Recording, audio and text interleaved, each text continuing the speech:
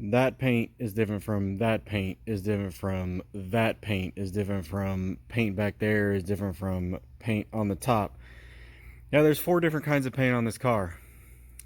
I'm gonna go cry now.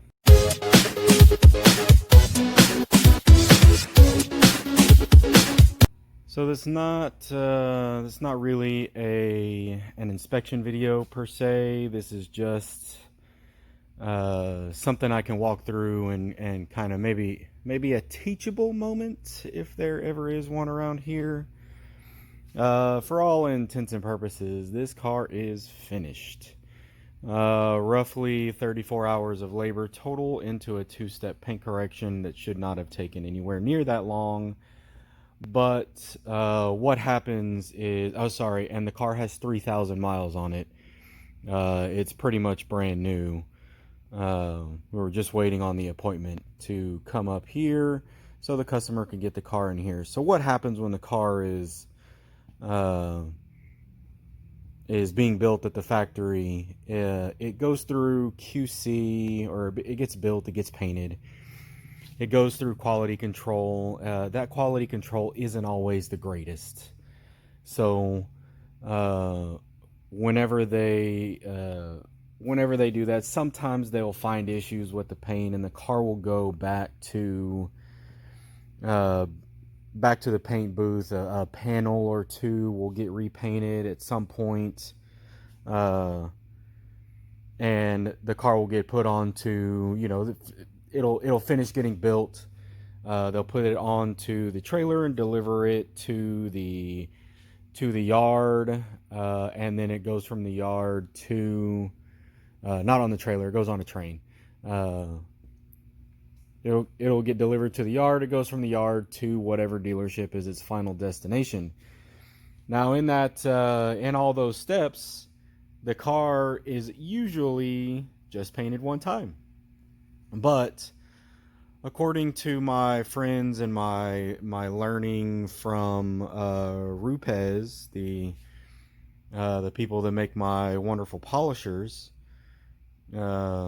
it's roughly 20% of all new cars have been repainted or had a panel repainted at some point. This one has just had a few done, and then it had some stuff back here repainted by the dealership once it got there. So this car went back to be repainted at least twice in the factory from what I can tell, and then once back here. So you have factory paint, you have a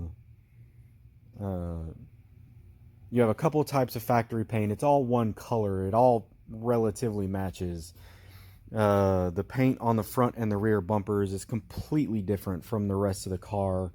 The paint that's on the doors, and there's some blending into the rear quarters on both sides, is completely different. There is a ton of solvent pop, which you can't see in here because these are just reflections. Remember, even though this car has been polished and corrected, reflections are not the true finish.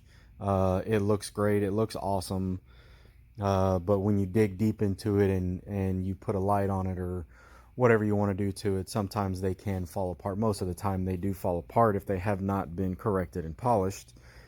So all of this stuff is it adds up to a total car, but it can be a nightmare to work on, basically.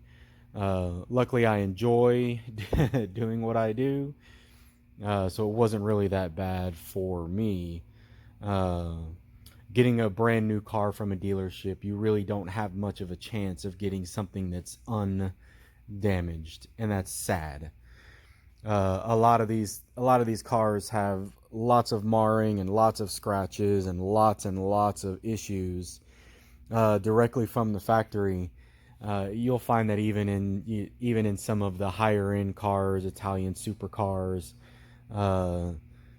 stuff like that, there'll be wet sanding marks and all kinds of crap all over the car that were never removed, that would have to come to somebody like me to take care of. So at the end of the day, the customer gets a car that isn't necessarily perfect. They're not all perfect from the factory. It's just the way it is. So if you're looking for something that's a lot better than factory, you'll find a detailer, somebody that does paint correction and some kind of protection, sealant, ceramic coating, higher end waxes, stuff like that, to really get it to a state where you can enjoy the finish and you can enjoy your car. So that's where we're at now with this car. It's just not. It just wasn't great when it came in. It was actually pretty bad. So 4 different types of paint, 1 color.